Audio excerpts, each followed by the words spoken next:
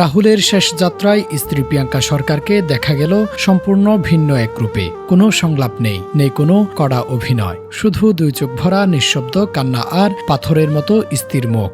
চোখ দিয়ে অশ্রু ঝরছিল না, কিন্তু ভেতরে ভেতরে তিনি যেন সম্পূর্ণ ভেঙে পড়েছিলেন। জনসমুদ্রের মাঝে দাঁড়িয়ে যখন তিনি তার প্রাক্তন সঙ্গীকে শেষ শ্রদ্ধা জানালেন, তখন উপস্থিত অনেকেই ডুকরে ডুকরে কেঁদেছেন। অনেকেরই মনে হচ্ছিল সিনেমার সে কৃষ্ণ হয়তো আবার উঠে দাঁড়িয়ে বলবে, পল্লব আমি কোথাও যাইনি। কিন্তু বাস্তব বড় কঠিন। চিরদিনের জন্য ভেঙে গেল কৃষ্ণ পল্লবী জুটি। রাজ চক্রবর্তী এর হাত ধরে বাংলা সিনেমা পেয়েছিল এক নতুন জুটি, রাহুল ও প্রিয়াঙ্কা। চিরদিনই তুমি যে আমার সিনেমার সেই পাগল প্রেমিক কৃষ্ণ আর চঞ্চল পল্লবীর প্রেমিক কাহিনী পর্দার গণ্ডি ছাড়িয়ে বাস্তব জীবনেও ডানা মেলেছিল।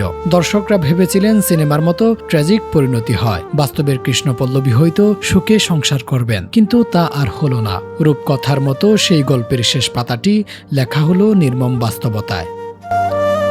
গতকাল দীঘার তালসারি সৈকতে শুটিং চলাকালীন সময়ে জলে ডুবে মর্মান্তিকভাবে মৃত্যু হয়েছে অভিনেতা রাহুল অরুণোদয়ের। আর আজ কেওড়াতলা মহাশ্মশানে তার নিথর দেহ পঞ্চভূতে বিলীন হওয়ার সময় উপস্থিত সবার চোখে ভেসে উঠেছিল সেই পুরনো সিনেমার দৃশ্য। সিনেমার শেষে পল্লবী যেমন কৃষ্ণের জন্য হাহাকার করছিল, বাস্তবের শ্মশানভূমিতেও ঠিক তেমনি এক বিষাদঘন নীরবতা ধারণ করছিলেন প্রিয়াঙ্কা সরকার। রাহুল ও প্রিয়াঙ্কার সম্পর্কের চড়াই উতরাই ঢালিউডের অলিগলিতে সবসময় আলোচনার কেন্দ্রবিন্দু ছিল। প্রেম, বিয়ে, সন্তান, এরপর আইনি বিচ্ছেদ। তাদের জীবন যেন এক বাস্তব সিনেমার মতোই বৈচিত্র্যময় ছিল।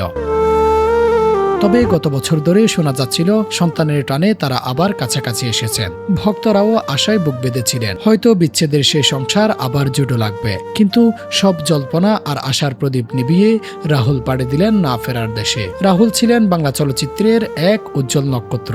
অকালে খসে পড়ল তার অভিনয়ের আলো। তার স্মৃতি, তার কাজ সবই এখন অতীতের অংশ হয়ে রইল।